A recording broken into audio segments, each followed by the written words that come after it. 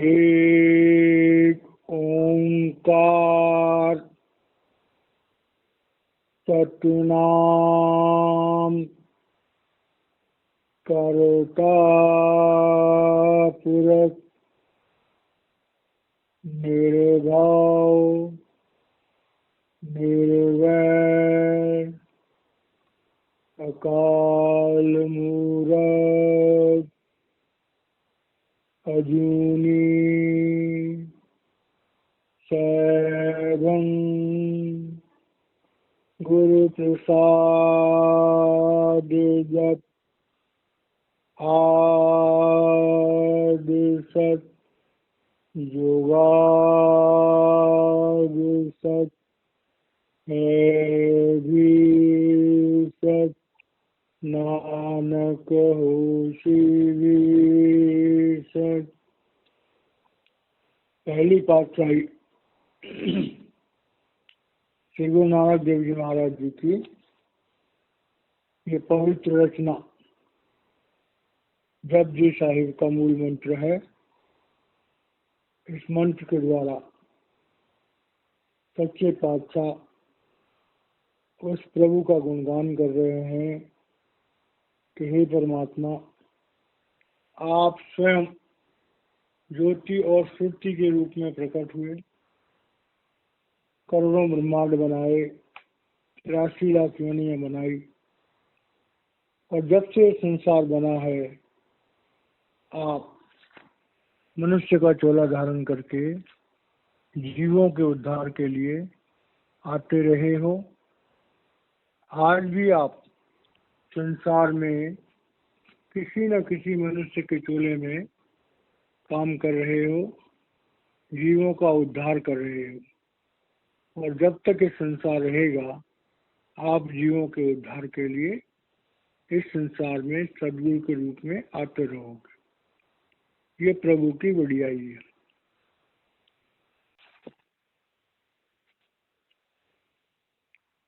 पहली पातशाही श्री गुरु नानक देव जी महाराज जी की पवित्र रचना जपजी साहिब का ये आखिरी श्लोक है। इस श्लोक के माध्यम से श्री गुरु नानक देव जी महाराज हमें सृष्टि के समस्त राज, मनुष्य जीवन की समस्त जो गूढ़ रहस्य हैं उनके बारे में बता रहे हैं। तो पहले हम इसका श्रवण करेंगे, फिर इसकी व्याख्या करने का प्रयास करेंगे। श्लोक। पवन गुरु पाणी पिता, माता धरत महत, दिवस राति दुई दाई दाया, खेल सगल जगत, चंगियाइया बुरियाइया, वाच धर्म हदूर, कर्मी आपो आपनी, के नेड़े के दूर, जिनी नाम धियाइया, गए मसकत घाल, नानक ते मुख उजले, केती छुट्टी नाल। इस श्लोक के माध्यम से श्री गुरु नानक देव जी महाराज हमें सबसे पहले इस संसार की रचना के बारे में बता रहे हैं कि प्रभु ने जब इस संसार को बनाया तो इस संसार में जो पहली चीज है कि पवन गुरु। अब गुरु कहते हैं जो हमें ज्ञान देता है, गुरु कहते हैं जो हमारा मार्गदर्शन करता है। तो परमात्मा की वो सत्ता जो समस्त ब्रह्मांडों में व्याप्त है वो चलायमान है वायु से, चेतनता से। जैसे हम कहते हैं कि हमारा शरीर है तो शरीर में सबसे पहले आज्ञा चक्र है, उसमें परमात्मा का निवास है। कंठ चक्र पर शब्द का एहसास है। हमारे हृदय चक्र पर वायु है, प्राण वायु। उसके बाद नाभि चक्र पर हमारी अग्नि, इंद्रिय चक्र पर जल, और मूल चक्र में पृथ्वी तत्व। तो कह रहे हैं कि परमात्मा ने अपनी चेतन सत्ता को शब्द से वायु उत्पन्न हुई, गति उत्पन्न हुई। तो जैसे हमारा शरीर है, तो हमारे शरीर में हमारी जो आत्मा है, चेतन सत्ता, उसे पूरे शरीर में फैलाने के लिए, शरीर में इस्तेमाल करने के लिए हमारे शरीर में 5 वायु हैं। नाभि से नीचे अपान वायु, नाभि से लेके हृदय चक्र तक जो है समान वायु, हृदय चक्र पर प्राण वायु, हृदय चक्र से ऊपर कंठ चक्र की तरफ उदान वायु और चमड़ी वगैरह में व्यान वायु। तो 5 वायु हमारी आत्म शक्ति को हमारे शरीर में फैला रही हैं, और उन वायु की मदद से हम अपने हाथ हिला पाते हैं, पैर हिला पाते हैं।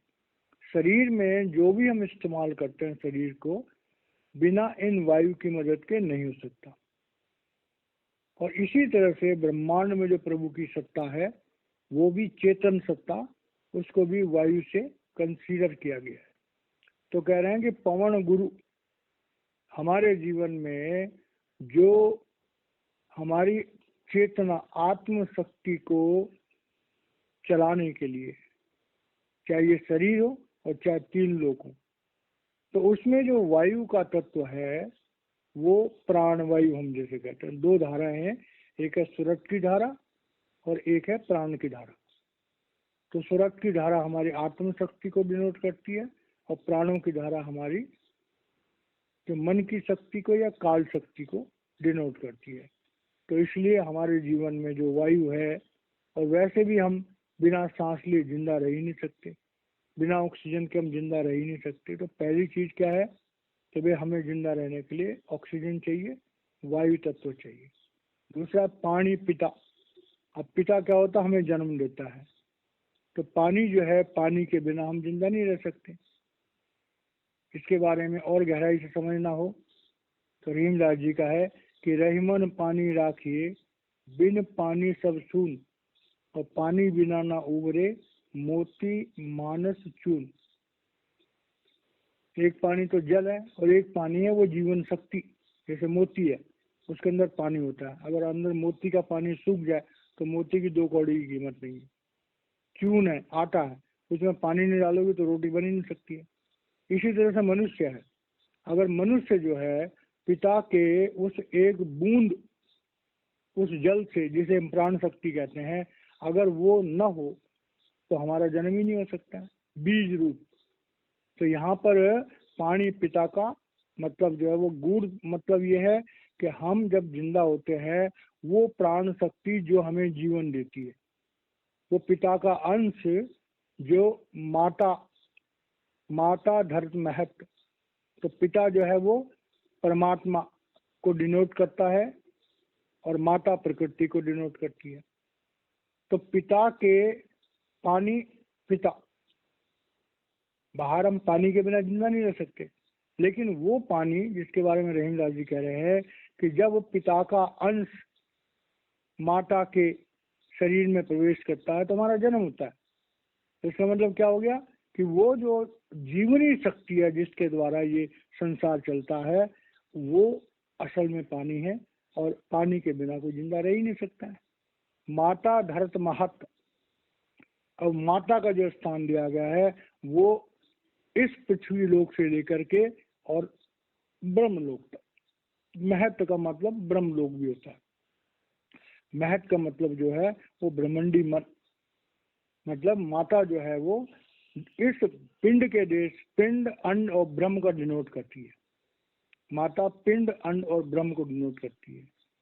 और पिता जिस शक्ति को हमारे अंदर प्रवेश करता है, वो भी पिंड, अंड और ब्रह्म तक, वो हमारी आत्म शक्ति भी होती है, और उसमें मन की शक्ति भी होती है।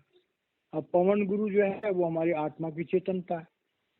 तो इसका असली मतलब क्या हुआ कि हम जो इंसान जीव रहे हैं, हमारे अंदर एक सत्ता तो कर रही है अकाल पुरुष की, एक सत्ता कर रही है अकाल पुरुष के अंश की, जो हमारा आत्मा का रूप है, और एक सत्ता काम कर रही है काल पुरुष की, जो प्रकृति का रूप है। तो परमात्मा ने इस पृथ्वी को चलाने के लिए जो पृथ्वी तत्व, जल तत्व, अग्नि तत्व और वायु तत्व बनाया था, उसका जिक्र कर रहे हैं। तो कह रहे हैं अब ये पृथ्वी बना दी, जीवों को दुनिया में भेज दिया, उसके बाद दिवस रात दाई दाइया खेले सगल जगत, और हमें एक समय दे दिया। इसीलिए पिंड से ब्रह्म के देश से लेकर के और जो नीचे की रचना है, इन रचनाओं को कहते हैं हम time and space. Time and space, हर जीव के लिए हर योनि में एक टाइम दिया गया कि भाई तुम्हारी इतनी उम्र होगी, चाहे वो ब्रह्म के देश के निवासी हो, चाहे अंड के देश के निवासी हो, चाहे पिंड के देश के निवासी हो। तो एक मनुष्य है, उसकी आयु 100 साल की निश्चित की जाती है। जो नीचे की योनि है, किसी की आयु 10 साल की होती है, किसी की 50 साल की होती है, किसी की कुछ होती है। तो भाई जो हमारी आयु बनाई गई है, तो दुनिया में हम देखते हैं कि रात और दिन, तो जैसे दाई होती है एक छोटे बच्चे को करती है, तो दिन और रात का जो समय है, हम दिन और रात के समय के अंतर्गत ही सारे काम करते हैं, और इसी में हमारे सारे खेल होते हैं। और खेल क्या होते हैं? हमारे कर्मों के विधान होते हैं। अब जब हम कर्मों के विधान के हिसाब किताब से हम दिन और रात में जब रहते हैं, तो हमारे जीवन में क्या होता है कि चंगियाइयाँ, बुराइयाँ, वाच्य, धर्म, आदि। अब यह बात बड़ी गहराई से समझने वाली है कि उस परमात्मा ने जब ये संसार बनाया, इस संसार में अच्छाइयाँ भी बना दी और बुराइयाँ भी बना दी। अब आत्मा को जो है इस संसार में भेज दिया, ये खासकर पिंड के देश की बात कर रहे हैं। अब यहाँ पर जो अच्छाई और बुराइयाँ हैं, तो उसमें मन बना दिया। अब मन जो है, साथ में इंसान को 25% जो है वो क्रियामान कर्म दे दिए कि 25% कर्म तुम अपनी मर्जी से कर सकते हो। अब 25% कर्म जब मर्जी से कर सकते हो, तो फिर जो मन है, कभी हमारा मन अच्छाई की तरफ चला जाता है तो हम अच्छे कर्म करते हैं, कभी हमारा मन बुराई की तरफ चला जाता है तो हम गलत काम कर देते हैं। तो कह रहे हैं चंगियाइयाँ, बुराइयाँ, वाच्य, धर्म, हदूर। अब ये बात बड़ी गहराई समझने वाली।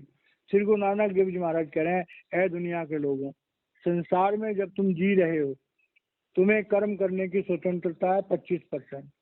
जब तुम स्वतंत्रता में किए गए कर्मों में अच्छे और बुरे कर्म करते हो, तो इस बात को हमेशा याद रखो कि वाच्य, धर्म, हदूर, कि सारे कर्मों का लेखा जोखा तुम्हारा जो है वो धर्मराज के सामने रखा जाएगा।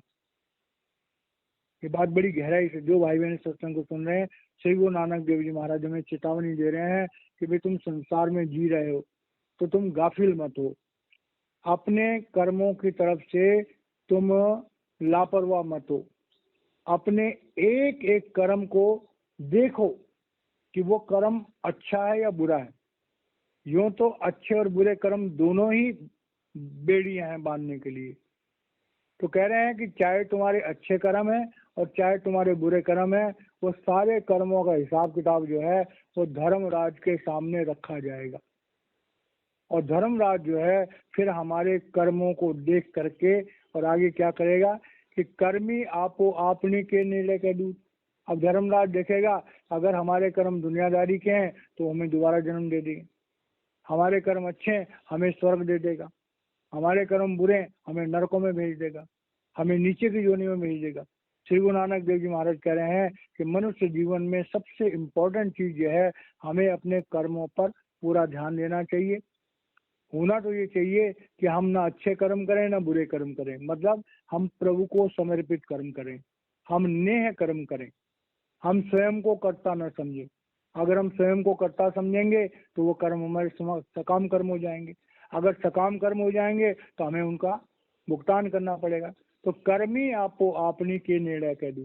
कह रहे हैं भाई मनुष्य जीवन पा करके जो हमारे 25% कर्म है, तो हमारे ऊपर डिपेंड करता है कि हम मोक्ष प्राप्त करना चाहते हैं, या हम नरकों में जाना चाहते हैं, या हम स्वर्ग में जाना चाहते हैं, या हम नीचे की योनियों में जाना चाहते हैं, या हम दोबारा मनुष्य बनना चाहते हैं। तो कह रहे हैं भाई सावधान हो जाओ, कर्मों के विधान को समझने की कोशिश करो। अब कर्मों के विधान को समझने की कोशिश जब करते हैं, तो यहाँ पर एक बात उभर के सामने आती है कि हमारे जीवन में एक आत्मज्ञानी गुरु होना चाहिए। जब तक हमारे जीवन में कोई आत्मज्ञानी गुरु नहीं होगा, तब तक हम कर्मों के विधान से कभी मुक्त नहीं हो सकते, क्योंकि हमारे जो संचित कर्म है उनको तो सिर्फ गुरु के अलावा कोई उनका नाश कर ही नहीं सकता है। और जब तक हमारे संचित कर्मों का नाश नहीं होगा, हमें करोड़ों जन्म लेने पड़ेंगे, तब भी हमारे कर्मों का जो लेखा जोखा है वो खत्म नहीं होगा। तो कह रहे हैं भाई, कर्म जब तक हमारे रहेंगे तब तक हमारे लिए स्वर्ग भी है, तब तक हमारे लिए नरक भी है, तब तक हमारे लिए नीचे की जोनियां भी है। तो कह रहे हैं जीवन में एक सच्चा गुरु होना चाहिए जो हमें कर्मों के विधान से मुक्त कराए और हम प्रभु के नजदीक पहुंचे। कर्मी आपो आपने किए निर्णय कर दी। तो भाई अगर हम अपने कर्मों पर खाली डिपेंड रहेंगे और हमारे साथ कोई सच्चा गुरु नहीं होगा, तो फिर हमारा तो भाई बेड़ा गर्क होना ही होना है। चाहे हम स्वर्गों में जाएं, चाहे नरकों में जाएं, चाहे नीचे की जोनियों में जाएं, तो कह रहे हैं करोड़ों जन्म लग जाएंगे, हम मुक्त नहीं हो सकते। लेकिन अगर हमारे जीवन में एक सच्चा गुरु हो गया तो हमें कर्मों के विधान से निकालने के लिए पूरा कोशिश करेगा। गुरु जब नामदान देता है तो हमारे संचित कर्मों को उसी दिन जो है अपने ऊपर लेकर के उनका नाश कर देता है और अपने जपे हुए नाम को हमारे अंदर प्रवेश करता है 5 नाम के रूप में, और हमारे अंदर जो है ज्योति और श्रुति का हमें अनुभव देता है। उसके बाद हमसे कहता है कि भाई इसका तुम निरंतर सिमरन करते रहो, जिससे तुम्हारे संकल्प और विकल्प जो है वो काबू में आ जाएंगे। तो कह रहे हैं कि भाई जो कर्म हमें करने हैं वो गुरु को समर्पित करके करने हैं, जो कर्म हमें करने हैं गुरु के संरक्षण में करने हैं। अब उस बात को आगे बढ़ा के कह रहे हैं कि जिन्हीं नाम ध्याया गए मशक्कत घात। अब हम नाम कब ध्याएंगे? जब हमारा गुरु होगा।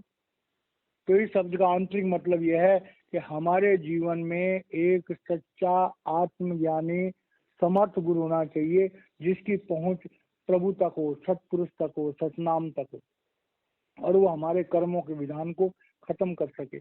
हमें अपने जपे हुए नाम में से एक कणी दे और हमारे आत्मा को जो है शब्द और प्रकाश से जोड़ दे, और उसके बाद अपने नूरी स्वरूप को हमारे आज्ञा चक्र पर स्थापित कर दे, और उसके बाद जो है हर समय हमारा गाइड बन करके हमारी जिंदगी में रहे। और तब उसके बाद क्या होगा कि अगर हम गुरु के साथ जुड़े रहेंगे, गुरु के कहने पे चलेंगे, तो जिन्हीं नाम ध्याया। अब नाम ध्याया जो बात समझने वाली है कि नाम के साथ जुड़ना, नाम का ध्यान करना। अब नाम का ध्यान तो हम तब करेंगे जब हमारे जीवन में पवित्रता होगी, जब हमारे जीवन में सच्चाई होगी, जब हमारे जीवन में दया होगी, जब हमारे जीवन में लोभ प्रवृत्ति नहीं होगी। तो इसका मतलब क्या हुआ? हमें अपने जीवन का सुधार करना चाहिए। हमें देखना चाहिए कि भाई हम लोभ में न फंसें, काम वासनाओं में न फंसें, क्रोध में न फंसें, किसी के मोह में न फंस जाएं, अहंकार में न फंसे। तो नाम ध्याना जो है वो गुरु कृपा के बिना पॉसिबल नहीं है। जब गुरु हमारे ऊपर कृपा करता है तभी हमारा मन बस में आता है। जब मन बस में आता है तब मन जो है वो नाम की तरफ चलता है। तो जिन्हीं नाम ध्याया गए मशक्कत घात। अब कह रहे हैं जो नाम है ये कोई हंसी मजाक का खेल नहीं है। जब तक हम मशक्कत नहीं करेंगे, जब तक हम दृढ़ निश्चय करके और ये नहीं कहेंगे हमने भजन सिमरन करना ही करना। जो भाई बहन सत्संग को सुन रहे हैं उनसे श्री गुरु नानक देव जी महाराज जी की तरफ से एक संदेश है कि जैसे हम अपने लिए खाने का समय निकालते हैं, सोने का समय निकालते हैं, हम टीवी देखने का समय निकालते हैं, लोगों से गप मारने का समय निकालते हैं, भाई ऐसे ही भजन सिमरन करने का समय भी निकालो। हर इंसान के जीवन में कोई ना कोई ऐसा टाइम होना चाहिए जब वो कहे कि भाई ये मेरा भजन सिमरन का टाइम है। ये बात बड़ी गहराई से सुनने वाली है।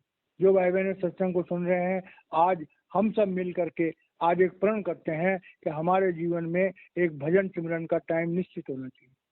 जिसकी जो सुविधा है, सुबह जिसका होता है वो 2:30-3 बजे उठ करके सुबह भजन सिमरन करे। जिसको सुबह टाइम नहीं है रात को करे, जिसको रात को टाइम नहीं वो दिन में करे। तो हमारे जीवन में कुछ घंटे बिल्कुल निश्चित होने चाहिए जब हम ये कह सकें कि भाई ये हमारा भजन सिमरन का टाइम है। इस समय मैं और कुछ नहीं कर सकता या कुछ और नहीं कर सकती। ये बात जो हमारी जवान पे आ जाएगी, और उसमें ये भी होगा अगर हमारा कोई इंपॉर्टेंट काम भी है तो हम कहेंगे भैया प्लीज इसको थोड़ा डिले करो, ये मेरा भजन सिमरन का टाइम है। वैसे भजन सिमरन का टाइम ऐसा होना चाहिए जब पब्लिक डीलिंग ना हो।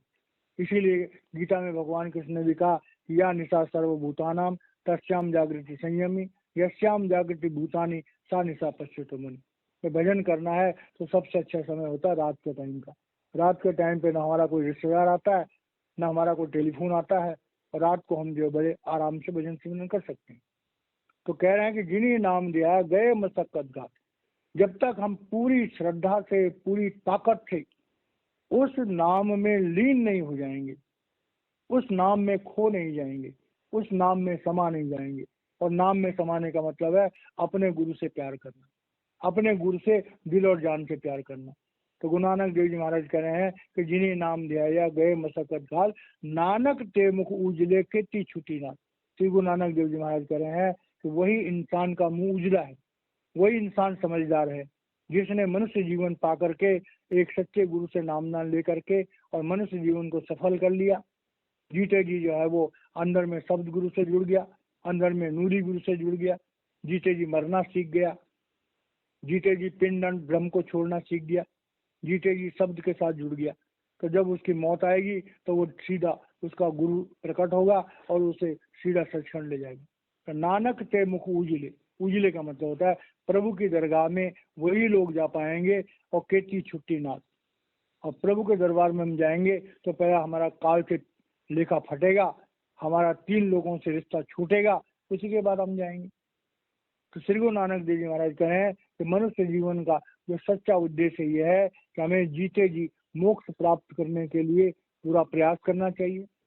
और अगर हमने जीते जी कोई मोक्ष प्राप्त करने का प्रयास नहीं किया, हमारे जीवन में एक सच्चा गुरु नहीं हुआ, तो फिर ये पौड़ी थुड़की हाथ ना आए अहला जन्म गवाया, कि भाई मनुष्य जीवन जो है हमारे हाथों से निकल जाएगा। तो यहाँ पर लास्ट में इसका मतलब क्या हुआ कि अगर हम अपना मुंह उजला करना चाहते हैं, अगर हम अपने जीवन के अंत में प्रभु के दरबार में जाना चाहते हैं, तो हमारे जीवन में एक सच्चा गुरु होना चाहिए, एक समर्थ गुरु होना चाहिए। महापुरुष दुनिया में हमेशा रहते हैं, आज भी हैं, आज भी हम सब लोगों के लिए एक सूचना के तौर पे है कि सावन कृपाल रूहानी मिशन के मौजूदा सदगुरु संत राजेंद्र सिंह जी महाराज इस अमृत विद्या के, इस स्वरा शब्द योग के बहुत बड़े पारखी हैं। करोड़ों लाखों लोगों को वो पूरे संसार में इस स्वरा शब्द योग से जोड़ चुके हैं। तो जिन भाई बहनों को अगर इस रास्ते पे चलने की इच्छा है तो वो वक्त के मौजूदा सदगुरु संत राजेंद्र सिंह जी महाराज सावन कृपाल रूहानी मिशन कृपाल आश्रम किंग्सवे कैंप के पास में वहाँ पर आश्रम है, उनसे जाकर के सूरज शब्द योग की दीक्षा ले सकते हैं, उनसे सूरज शब्द योग का प्रैक्टिकल एक्सपीरियंस ले सकते हैं। तो महापुरुष दुनिया में हमेशा रहते हैं और महापुरुष अपना संदेश किसी न किसी रूप से जीवों को देते रहते हैं। और जो भी प्रभु के रास्ते पर चलना चाहता है उसको महापुरुषों का संदेश जरूर मिलता है। तो जो भाई बहन सत्संग को सुन रहे हैं, अगर उन्होंने किसी गुरु से नामना ले लिया है तो मुबारक है। अगर वो नामना लेना चाहते हैं तो बहुत वक्त के मौजूदा सदगुरु संत राजेंद्र सिंह महाराज जी से कांटेक्ट कर सकते हैं, या उनकी जान पहचान में कोई इंसान जो है वो सूरज शब्द योग की जानकारी चाहता है तो उन्हें भी संत राजेंद्र सिंह महाराज जी का पता दिया जा सकता है। तो इस तरह से जो है ये हमारा जपजी साहिब का आखिरी जो श्लोक है ये खत्म होता है। आज हमारा सौभाग्य है कि हमने जपजी साहब का पूरे कंप्लीट जपजी साहब का स्वाध्याय किया, और ये हमारे सदगुरु, मेरे सदगुरु संत दर्शन सिंह जी महाराज जी की असीम कृपा है, और वक्त के मौजूदा सदगुरु संत राजेंद्र सिंह महाराज जी की असीम कृपा है कि उन्होंने हमें ये पूरा जपजी का जो स्वाध्याय कराया, और हमने जपजी के माध्यम से देखा कि हमें मनुष्य जीवन के सच्चे उद्देश्य को प्राप्त करना चाहिए और जीते जी मोक्ष प्राप्त करने की कोशिश करनी चाहिए। इन्हीं शब्दों के साथ मैं वाणी को विराम देता हूँ। जय महाराज।